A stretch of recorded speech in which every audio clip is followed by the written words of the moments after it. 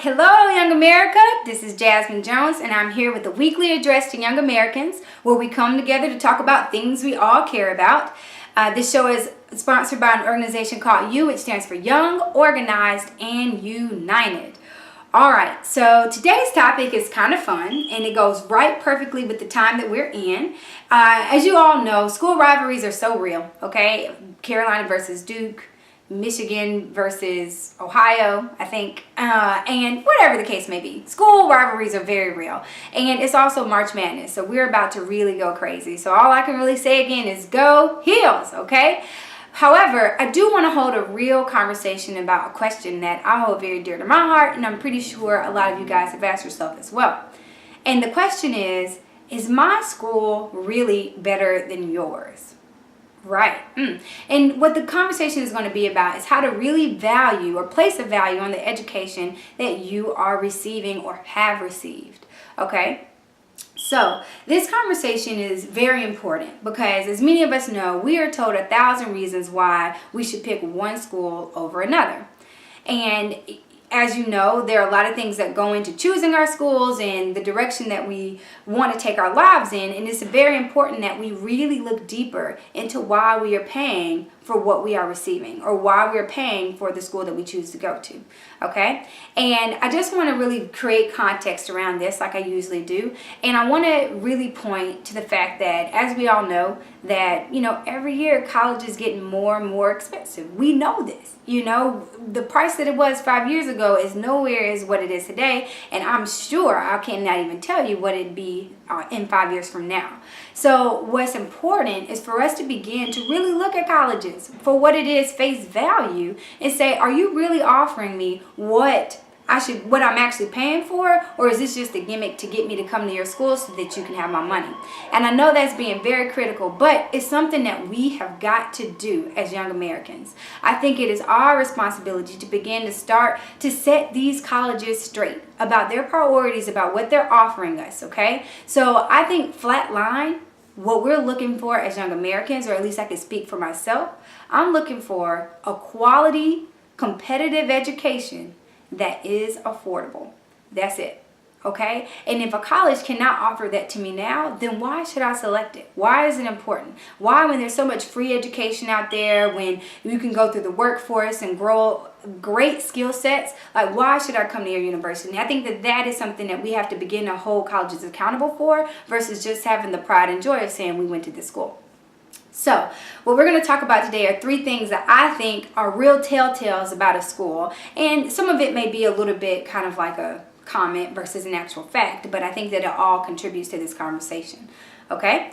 So, the 3 things, I'll start with the first one. So, the very first one is look at your college's graduation rates. Alright, so I know this is going to be something that is way left field and most people have never checked. Okay? But I want you to really think critically about what I'm saying. Okay? So a college's graduation rates is a very telltale thing about how students are supported throughout their time at that college. As we know, most schools are allotted a certain amount of time. Most schools are allotted a certain amount of time for students to be there. For your associate's degree, it's about 2 years, and for a traditional degree, it's about 4 years. Okay? Now, granted, the average student can have different time periods within it, right? Like you have your high school whiz kid that gets through in 2 years and is a senior by sophomore year. And then you also have your kids who have matured through college and maybe need an extra semester or 2, so those things change. But it doesn't change the fact that a school as a whole should be supporting their students enough to have high graduation rates for their 4-year colleges, for their 5-year students, and at 6 years, you should be way at the top. So let me give you a perspective, okay? A very good college that graduates majority of their cohort should be above 85%. It should be way above, okay? And the reason why you want your school to be above 85% is because, A, you want to know that most of your cohort successfully made it through, okay? If your cohort is not making it through, then why in the world would you think you graduate on time, okay? And we all know that we cannot afford to have extra time in college, and within our time in college, it is enough time to receive what we need in order to get out on time if the school is really focused on getting you out there. But as you know, that resources are going all over the place. So what we have to do is make sure that we start looking at fine details like this and telling the school that maybe you can't support me through this and maybe another school is better for me. So check your graduation rates to ensure that you'll get out on time, okay? That's one way to really place a value, because if you can't get out on time, you will be paying more, okay? All right. So the second thing that I want you guys to check, of course, this is something that we've all heard about, and that is check your tuition rates. But I want to tell you how I want you to check your tuition rates, okay? I want you to check your college tuition rates against its competitors, okay? I want you to look directly at that and say, okay, is my tuition rate way high, or is it in line with what my competitors are offering, okay? Because yes, some schools are inevitably going to be more expensive than others, okay? If they're giving everybody study abroad things for free and you get free lunch every day, okay, that's going to be more expensive. But what are my competitors offering? Are you upcharging me for something that my competitors are giving a fair rate to everybody else? And the reason we need to pay attention to that is because schools are just charging whatever. Okay, and I can be very honest about this. I understand that there are priorities that schools have. They have to compete with their colleagues. They have to have nice campuses. They have to have quality professors. But let me tell you this, okay? As a student body president, I've been at the table. I know exactly what happens. And I think that schools sometimes, I'm not going to say all schools, but schools sometimes charge what they believe arbitrarily is what we need. But really, if they got their funding priorities straight, sometimes it's just about being creative and saying, okay, well, we won't raise tuition this year, but we're going to have to change some things around. Schools, companies do it all the time. They adapt and adjust, and we need our universities to do the same thing. And do not follow the hoopla that you're cutting quality.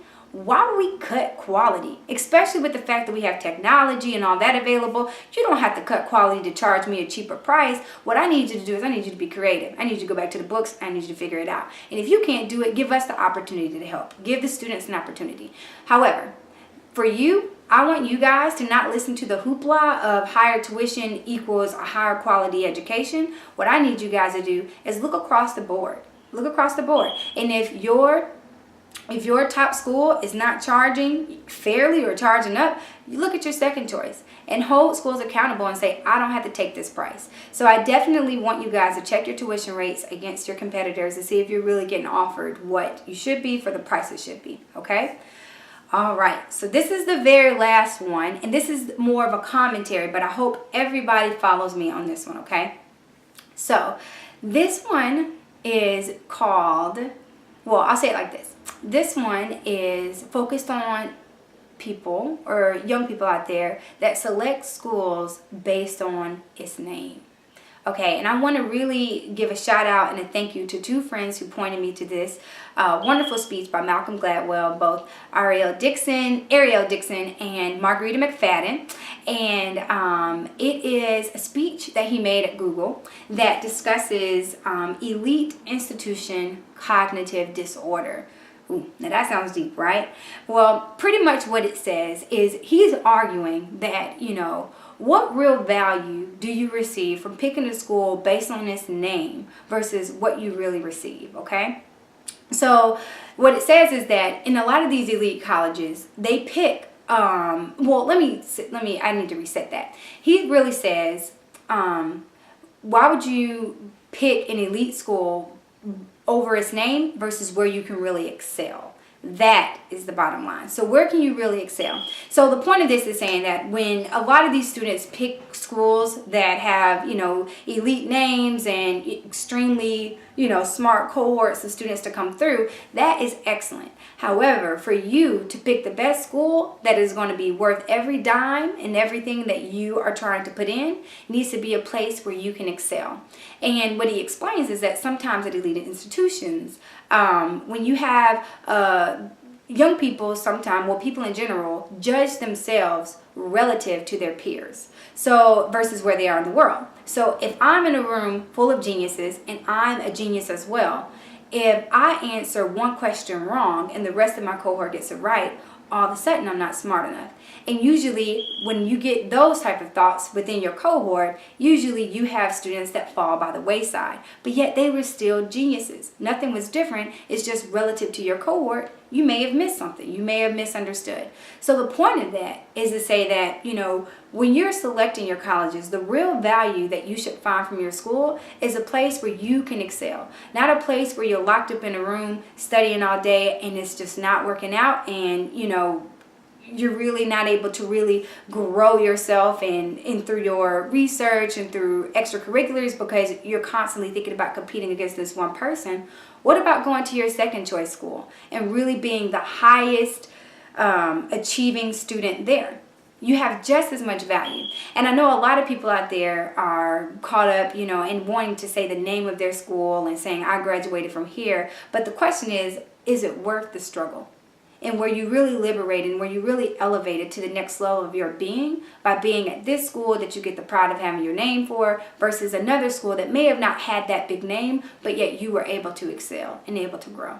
So I want us all to fight against this disorder because it doesn't do justice for a lot of our geniuses out there that didn't get a chance to really show it in college, and a lot of their confidence got knocked. And trust me, I know exactly how that feeling is. I know. So I want us as young Americans to start valuing our higher education based on where we can excel, not what we can say where we went to school at. Okay, so I hope today's conversation was at least insightful in some way. I want you guys to check graduation rates. I want you guys to check your tuition rates. And I want you guys to check yourselves to make sure you don't have elite institution cognitive disorder. Okay. All right, so that ends today's show. I hope that you guys enjoyed. Now, next week should be a treat as well. Okay, it's going to be called Ooh, She Tried It. Navigating workplace conflict in positive ways. Okay, so I know that a lot of us are getting towards the end of the year and we are beginning to get to our ends with just certain things that are happening in the workplace, whether it's with people, with managers and things like that. But I definitely want to talk about positive ways to get past that so that you can continue to excel at your job. All right, thanks so much. Have a great day. Bye-bye. You make the world go round.